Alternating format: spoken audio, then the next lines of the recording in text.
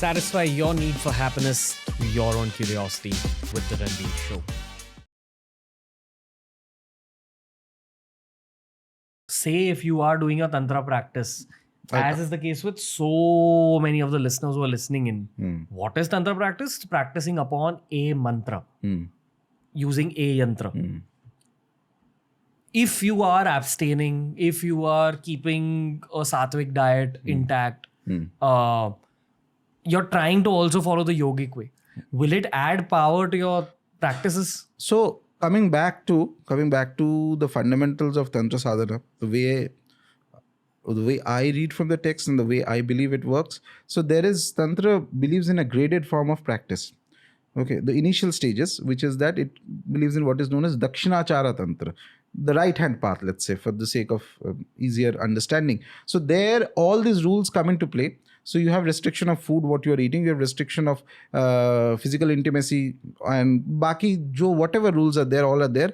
But you have the liberty to use all mantras, all yantras, all tantras. Okay, everything can be done, but only in the sattvic manner. This is Dakshinachara. Okay, and it's very popular in a lot of places in India. Large part of Tantra sadhana that goes under practicing Tantra, a lot of people actually do Dakshinachara Tantra. Okay. I would argue that even any Hindu in India who's doing a puja at home is actually doing Dakshinachara. So you have to understand this. So when you're doing a puja in home, you might be doing it in the Puranic method. So Tantra comes into play when those mantras and yantras come into play. Without that, there is no Tantra. Gotcha. So what's a version of a sattvic yantra? No, sattvic yantra nahi. So basically, you will need even to practice Dakshinachara Tantra, you need to have an initiation into it. Okay, gotcha. So that is the entry criteria. Okay. So without initiation also you may worship, but that worship there are restrictions that certain mantras cannot be done, should not be done, may have a counter effect on you. So if I'm doing my Om Bhairavaya Namah jap, which I've learned from your video, am I not initiated and am I not doing Tantra yet? Let's say this is the preliminary stages. You are doing sadhana that is akin to Tantra sadhana. But that is not fully Tantra sadhana. Full Tantra sadhana requires an initiation and a proper one. So here, for the sake of clarity to the listeners, when I say initiation, I don't mean upadesham. So there are two things. One is upadesham is an advice. So I tell you chant Om Bhairavaya Namah, or I tell anybody, that is an upadesham. Okay. Now for initiation is a puja that the guru will do, who's qualified to do, on a disciple. And the aim of the puja is basically so that specific individual from that point onwards will worship Devi, mostly Devi mantras, Mahavidya mantras and all that. There should be no obstacles in his path. This is called the Abhishek Diksha. And that is very important in Tantra.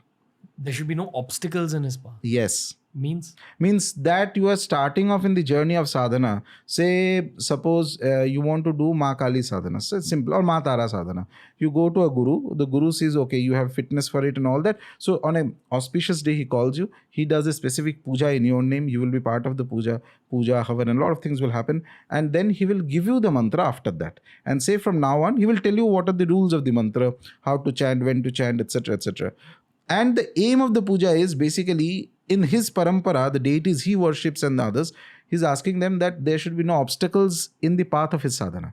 Let his sadhana go smoothly. Okay.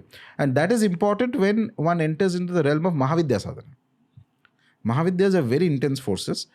That becomes important. Now, coming back to the question, after Dakshinachara, there is a stage that is Vamachara. There are certain tantric schools that don't go into Vamachara. They only restrict themselves only to Dakshinachara. But there are Kola Tantras which specifically mention, and there are very fantastic texts from 10th century, 11th century, a lot of them actually, text after text. Shastras are very clear on this, that after you master Dakshinachara, then you enter Vamachara. Vamachara is left. Vam means left. Okay. So this is where till now you are doing everything, but you are doing in a sattvic manner. So you are using the mantras. You have the right to do Mahavidya sadhana on this in Dakshinachara. Say you are doing Ma Tara or Ma Kali upasana. You are doing the japa. You are doing mantra, anushtan. Baki, everything is there except you are using sattvic ingredients for the puja. The moment you enter into Vamachara, you have to start using the Panchatattva. Panchatattva is where meat, fish, all these things will come into play. Whether you like it or not is irrelevant. It has to be offered to the deity with the right mantra. The idea is that it's the natural course of development of Shakti that is happening in the Dakshinachara. Standard way of you are going. Now nature is saying that let's go the reverse way and see that whether your mantra works that way also. That things which you have denied yourself and said that no, this is wrong or this is dark. If your mantra and a sadhana is complete, it should work there also. If it is not complete, then it is only a partial condition. Like when I sit in the home in my asan, I feel very good. On the road, there is too much of traffic, I'm not feeling well. No, nature is saying at the end, everything is your home. You have to attain to perfection both in the light and the dark. You have to attain to perfection both in the sattvic and what technically people call rajasic or tamasic. Actually, the deities are neither rajasic nor tamasic. They are trigunatita. The texts tell you the Divine Mother is not sattvic. She is beyond the three gunas. She can assume sattva guna, she can assume tamaguna when the necessity of the activity demands it. When she has to fight an asura, she will attain that kind of capacity. And how can she switch these gunas? Because she is beyond the gunas. So you cannot become the mother, but you can at least aim towards that direction. This is the philosophical orientation why Vamachara came into existence and is very strong presence in the eastern part of India. From Kamakhya to Bengal to all, this is all somewhere or the other linked to Vamachara. In fact, in Tarapit temple and all, the bhog itself is fish and all is given to the mother daily. That's very standard. Nobody raises an eyebrow. In Vamachar, when you're offering meat, are you also supposed to eat the meat? Yeah, afterwards that's prasad. So here the rule is that if you are entering into that deity's domain, generally it is a good idea if the prasad comes to you not to be fussy about it. Why? If you are fussy about the prasad, then my first question is, why are you even in this path? So it is like I go to a friend's house, friend gives me some food, no, I don't want to eat the food. That's insulting to the friend, and this is not even a friend, it's a deity. So then you switch paths to something there you are comfortable with it. The path of yoga teaches us that if you're eating meat, then you're also ingesting karmas. Now, right, everything ingests karmas, I would say. Even your plant-based diet will also ingest karmas. But I use the term prasad. Prasad means something that has been sanctified by the power of the devata. Then it is no more, it's not about meat, it's not about vegetarian dishes, it's nothing. Prasad is a different category of thing. So, Sri Ramakrishna, Thakur Sri Ramakrishna, who was perhaps the greatest Kali upasaka that ever lived in the last 200-300 years. उनसे ऊपर कोई था ही नहीं. He was except अलग ही level. So towards the end of his life, he used to eat very less food. He had cancer towards the end of his life because he took in the karmas of a lot of disciples and people, all sorts of karmas. And that's his kindness. That's the kindness of a saint. And he used to almost stop eating non-vegetarian food towards the end of his life. But whenever the Bali Prasad used to happen, Ma Kali temple Bali will happen. Prasad used to be there. He used to, even as a respect, used to not only do a namaskara to it and then take a little bit and just put it in his mouth as a taste. In his younger days, he had all this. All at a later stage, when it came from within him somehow, and plus his health was also failing, he decided that he will stick to very less, not even vegetarian. Actually, the food that he used to eat towards the end was, when normal vegetarians also won't be able to eat. So, because his health was also a little, but never did he ever disrespect the prasad that was given. Never did he ever say that you should stop the bali and all that. What is sanctioned in the Shastras is sanctioned in the Shastras. It is not based on your I like it, I dislike it. No. The reason why all this are given by the Rishis, you find out what your tendency is. Accordingly, you do that. If you're not comfortable, why are you even stepping into that zone? Yeah. I think that's the beauty of Sanatan Dharma in the first place, that you have options. Absolutely. And whatever we're talking about here is one path. Exactly. There are multiple paths. Yes. And in this path, not only meat, not only sanctified alcohol is offered to the mother, by the way. Is that also consumed by the upasaka? Yeah. It becomes prasad. In fact, I remember once I was doing a mantra of Devi mantra, which had just appeared in my mind. Some issues were going on. So I thought I'll just do one mala of it. for 9-10 days, and I had a very fantastic result, and that inspired me to carry on the mantra. So there was a mantra I was chanting for a few days. And then at the end of it, after around 40 days of chanting, I visited a very old Kali temple. It must be at least 600 years old. It was in western part of India, which is not even eastern part. Okay, Rajasthan Kali temple. And it was a casual visit. I was visiting the city and I just went there. And I remember the Panditji was there. And I just put my hand like this. Charanamrita is given to whoever comes, Prasado Charanam. So he looks at me and he pours something in my hand. And I just consume it. And there's a immediate, like a tongue, that this is not water. And then I'm looking at him and then he's smiling at me. So this was a prasad. This was sanctified karan, we call it, which was offered to the mother. And then he gave me a bit of the prasad. It was alcohol. Yeah. But we don't use the word alcohol. We use the word karan because it cannot be randomly just picked up.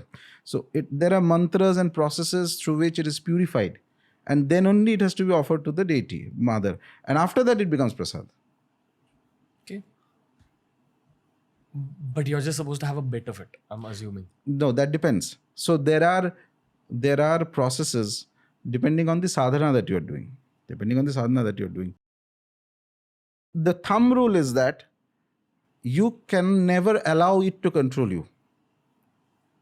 Basically, so this is not a license to get drunk. In fact, the Kola Tantras mention this very clearly. It's a very beautiful verse which says that if only drinking alcohol was enough, then every, your bar would have been filled with siddhas. But at the same time, the text says that there is nothing beyond the Kola. It is the final state. And it is by Shiva's agya that the Kola is there and it exists. And it says that once you enter the Kola path, it's different. It's different from your wife, from your friend, from your relatives, from everybody. You are fit for it, you will reach the highest possible realms. And if you're not fit for it, you'll fall. The Kola path is to be entered after lifetimes of practice in Tantra also. It's not even the first stage. And there, certain processes are there where you might have to consume more also. But the key is you need to have that self-control to know how much you can consume and how much you should not consume. Because after consumption, you'll have to sit and do mantra japa. You'll have to sit and do puja. There can be no flaw in it. Damn. Yeah.